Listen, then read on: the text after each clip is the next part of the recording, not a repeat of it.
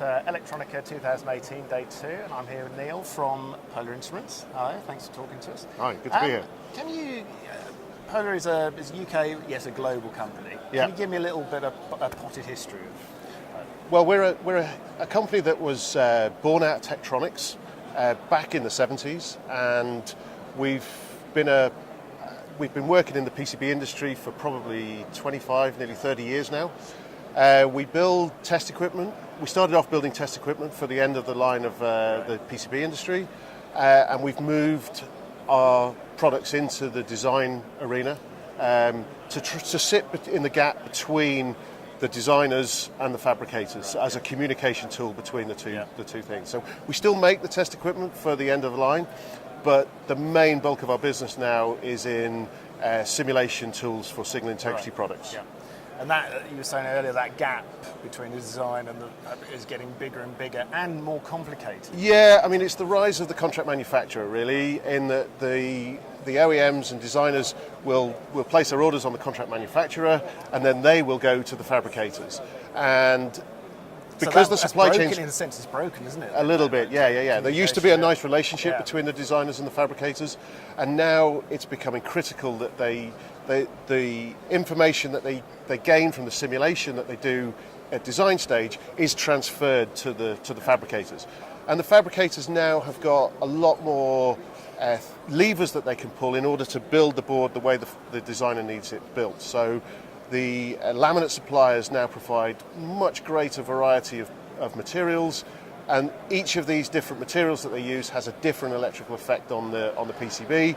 And so our products will really help simulate the different materials that they can use, and make sure that when the product comes back, it works first time. Because also tolerances are getting smaller, everything is getting more smarter to start with, isn't it? Exactly. I mean, the OEMs are working very, very hard to make sure that the technologies of the chipsets that they produce can be manufactured on PCBs, and we work very, very closely with the OEMs in the specifications of those chipset technologies.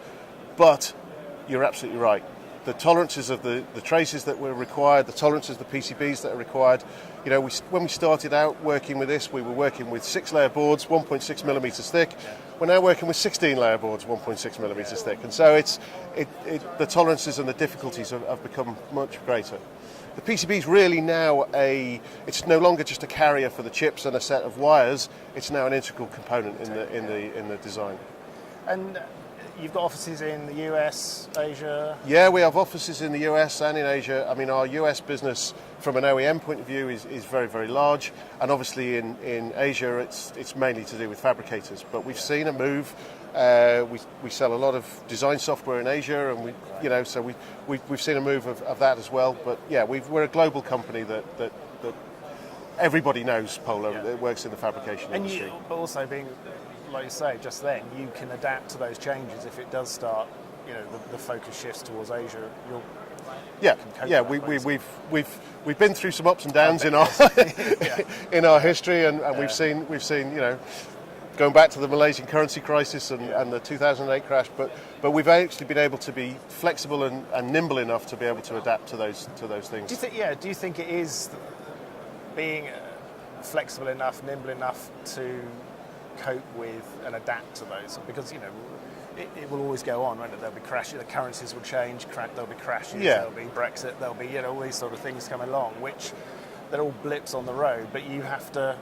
I think our mantra has always been that we talk to our customers, we try and understand our customers' needs, and as long as our customers still need our products, then the blips in the road they're not inconsequential, but actually if you're providing products that your customers need, then you'll find a way of being able to provide the products to those customers. That's been our key and our mantra. Yeah, it's got to be that, hasn't it? The customer is king with it, aren't they? Yeah.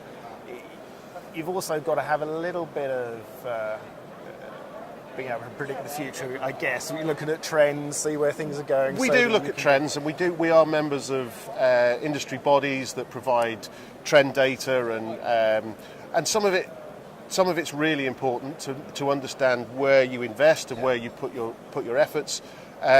But actually, the main thing we have to do is keep looking at our customers. We have to keep looking at our customers because, and we're fortunate that we have a wide spread of customers. So we have a wide spread of customers over many different sectors. You know, for instance, in Europe, there's a lot of military work going on. There's a lot of military work going on in the US as well, but it's more consumer in Asia, and as long as we're providing products that are all things to all men, then we can ride those things out a little bit, because, you know, military spending goes up and down, consumers go up and down, but as long as you've got good products, I think that's the key. That's the key. You know, being part of the UK contingent at a massive international trade show like this, which is, you know, the number of halls that are covered here, it's just vast. Do you feel you get a good mix of customers coming in from all around the world? We get this is the best show. This is the best show we do worldwide, by a country mile. No, really. This we get Asian customers come see us. We get Middle Eastern customers come see us. We don't get too many US, but we do get some US customers. But we see Swedes, we see Germans, we see French, we see Italians.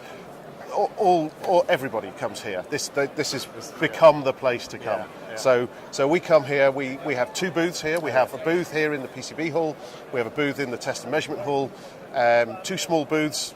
It works very well for us, because, you know, as a visitor, you come to this show. I don't know how you get around the whole thing.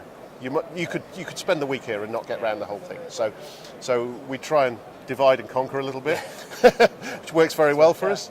And this is by far the best show that we do ever. Good. Well, I hope you have a busy 3 days remaining, so I hope you'll be very busy. Thanks for talking to us. No problem. And my we'll pleasure. see you again. Yeah, my pleasure. Thank you. Thanks very much.